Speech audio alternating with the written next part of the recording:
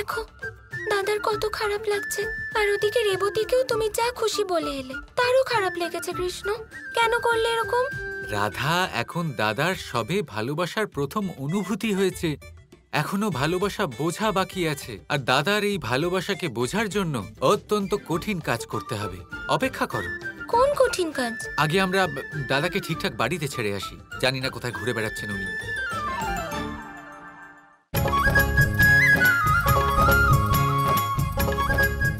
আরে দাদা তো পুরো থম মেরে গেছেন। ওনার ওপর ভালোবাসা একটু বেশি প্রভাব ফেলছে রাধা।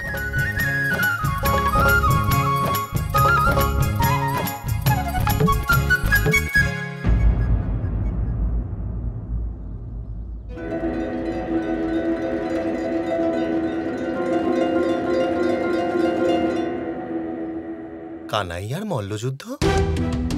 এটা কি করে সম্ভব? কি হয়েছে বাবা?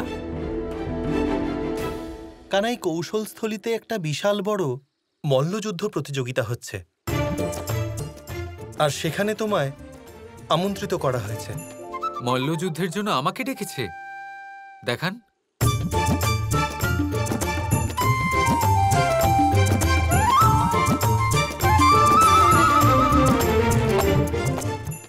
এটা কি? মল্লযুদ্ধ আর আমি কিভাবে লড়বো? আমি তো এতই দুর্বল যে রোদ গায়ে পড়লে আমি অজ্ঞান হয়ে পড়ে যাই। আমি কিভাবে মল্লযুদ্ধ লড়বো? এটা ঠিক নয়। সেটাই তো আমি বলছিলাম। দেখুন, আমাদের কানাই বাঁশি বাজানোর জন্য প্রসিদ্ধ, মল্লযুদ্ধের জন্য নয়। আপনি এ বার্তা ফেরত নিয়ে যান। হ্যাঁ, এই নাও। দেখুন, এটা মহারাজের আদেশ, এটা আপনাকে স্বীকার করতেই হবে। এটা ফিরিয়ে দেওয়া যুদ্ধকে নিমন্ত্রণ করার সমান মনে করা হবে।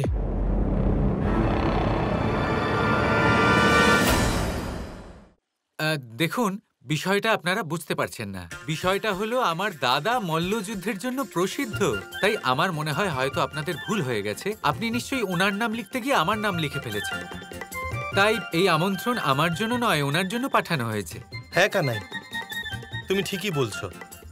তাই তো বলরাম। দাদা দাদা দাদা বলরাম,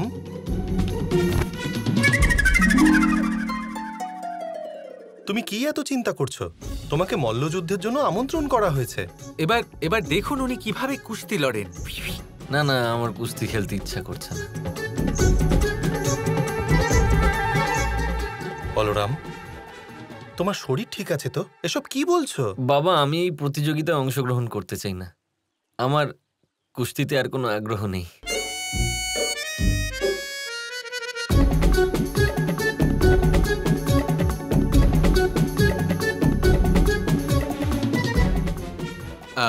বাবা, আমি দাদার সাথে কথা বলে আসছি।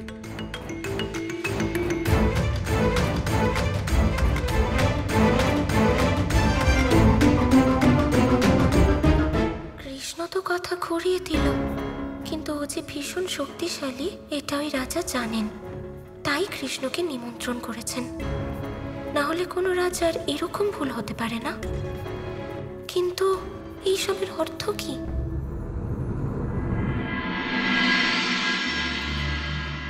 কি লাভ হলো এত কুস্তি করে যখন আমি কোনো কথাই বলতে পারলাম না?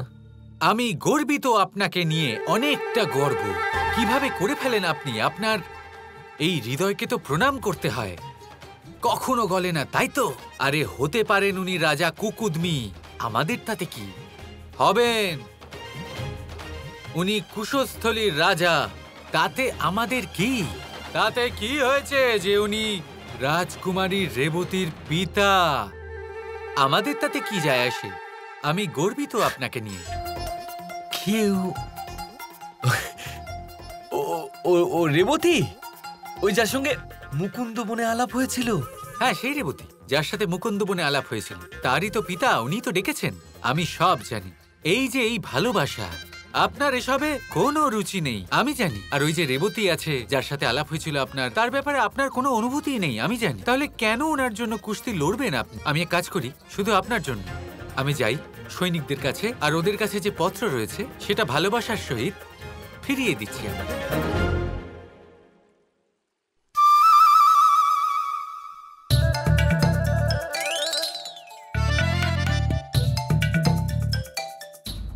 মাননীয় সৈনিকেরা, আমার বলরাম দাদা আপনাদের এই প্রতিযোগিতায় অংশগ্রহণ করবেন না। চলে যান আপনারা, যা করার করুন, মহারাজকে যা খুশি তাই করতে বলুন, যান। নিয়ে যান। 3, 2, 1। আরে দাঁড়ান দাঁড়ান দাঁড়ান দাঁড়ান, কানাই দাঁড়াও। দেখুন, আমি আসবো কুস্তি প্রতিযোগিতায় আর লড়বো। আসলে ব্যাপারটা হলো যে এটা বর্ষণা আর বৃন্দাবনের সম্মানের প্রশ্ন, তো যেতেই হবে কানাই। হ্যাঁ হ্যাঁ, একদম যেতে তো হবেই। মহারাজ এই নিমন্ত্রণ কৃষ্ণের জন্য পাঠিয়েছেন। কৃষ্ণকে যেতে হবে আর কুস্তিও লড়তে হবে।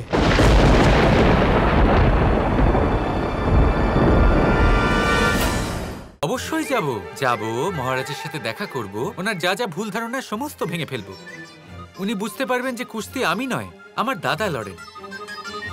তাহলে ঠিক আছে, কৃষ্ণ আর বলরাম দুজনে সঠিক সময়ে সেখানে পৌঁছে যাবে। বলরামের জয়! বলরামের জয়! বলরামের জয়! বলরামের জয়! ঠিক আছে, এখন আপনারা সবাই বাড়ি ফিরে যান।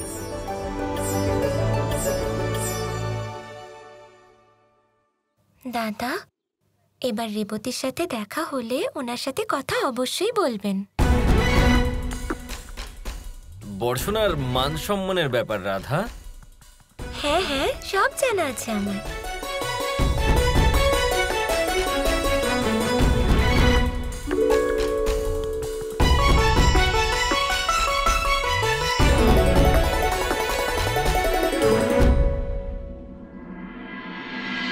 কৃষ্ণ, তুমি জানো তো যে রাজা কুকুদমি তোমাকেই ডেকেছেন?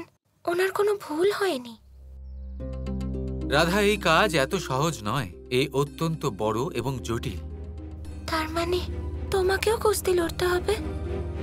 হ্যাঁ, আমাকেও আর দাদাকেও। কি? আমি বুঝেছি, তুমি বলেছিলে না দাদাকে ভালোবাসার জন্য বিশাল বড় এবং দুর্গম কাজ করতে হবে। কিন্তু সব থেকে বড় কাজ, সব থেকে দুর্গম কাজ এই যে দাদাকে রেবতীর জন্য কুস্তি লড়তে হবে। কিন্তু এই প্রতিযোগিতা অন্য কারোর সাথে নয়, আমার সাথে হবে।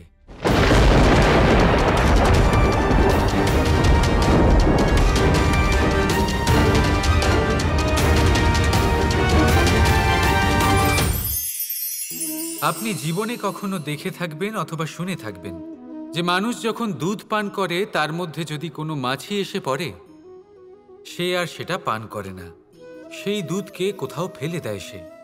কিন্তু ভেবে দেখুন, এখানে পরিস্থিতি একটু আলাদা হলে, দুধের বদলে ঘি থাকলে মানুষ কি করে? সেই ঘি ফেলে দেয় না, সেখান থেকে মাছিটাকে বের করে ফেলে দেয়। এটা দিয়ে আমরা কি শিক্ষা পেলাম? এটাই যে এখানে মাছি গুরুত্বপূর্ণ নয়, গুরুত্বপূর্ণ হলো সেই খাবার, ঘি। এবারে ভাবুন, দুধ আর ঘি এই দুই উৎপন্ন হয় গরু থেকে। তাহলে বেশি মাহাত্ম্য ঘিকে কেন দেওয়া হয়? তার কারণ যে যত বেশি তাপ সহ্য করে সে তত উৎকৃষ্ট হয়, সে ততটা মূল্যবান হয়। এতটাই মূল্যবান যে যদি তাতে কোনো দোষও থাকে মানুষ সেটা গ্রাহ্য করে না। তাই মনে রাখবেন, এই পুষ্টি অপুষ্টি এ শুধুই নামমাত্র,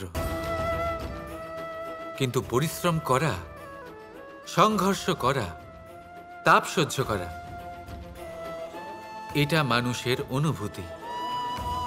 তাই নাম নিয়ে না ভেবে অনুভূতির ওপরে মনোনিবেশ করুন, তাকে গুরুত্ব দিন। আর আসুন আমার সাথে ভালোবেসে বলুন, রাধা রাধা।